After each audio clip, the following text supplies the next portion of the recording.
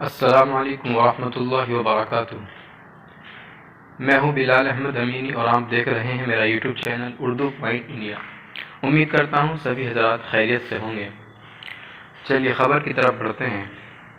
ناظرین، آل India Muslim personal board کے اس اعلان پر سخت تنقید کرتے ہوئے کہ یکساں سول کوڈ یعنی UCC کے خلاف جدوجہد کی جائے گی، اتر پردیش کے deputy chief minister Keshav Prasad Maurya نے کہا کہ یکساں سول کوڈ BJP اصل ایجنڈا کا حصہ ہے اور پارلیمنٹ کو اسے لاگو کرنے کے لیے مسلم تنظیم سے منظوری لینے کی ضرورت نہیں ہے۔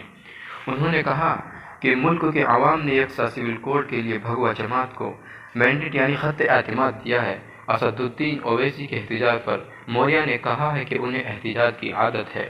پیر کے دن پارلیمنٹ ہاؤس کا ملیپکس میں میڈیا سے بات چیت کرتے ہوئے ڈپٹی چیف منسٹر نے کہا کہ ایودھیا میں عالیشان رام مندر کی تعمیر اور جموں کشمیر سے دفعہ 370 کی برخاستگی اور یکساں سول کوڈ پر عمل آور BJP ایجنڈا کا حصہ رہے ہیں۔ مندر بن رہا ہے، دفعہ 370 جا چکی ہے اور باقی بچا کام یعنی یکساں سول کوڈ وقت پر مکمل ہو جائے گا۔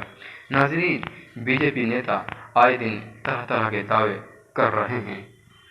لکھنؤ میں رام چرت مانس کی کاپیاں جلانے کے خلاف کارروائی پر انہوں نے کہا کہ قانون اپنا کام کر رہا ہے، ہاتھیوں کو بخشا نہیں جائے گا۔ ناظرین، اگر آپ کو ہماری یہ ویڈیو پسند آئی ہو تو لائک بھی کرے، شیئر بھی کرے اور چینل کو سبسکرائب بھی کرے۔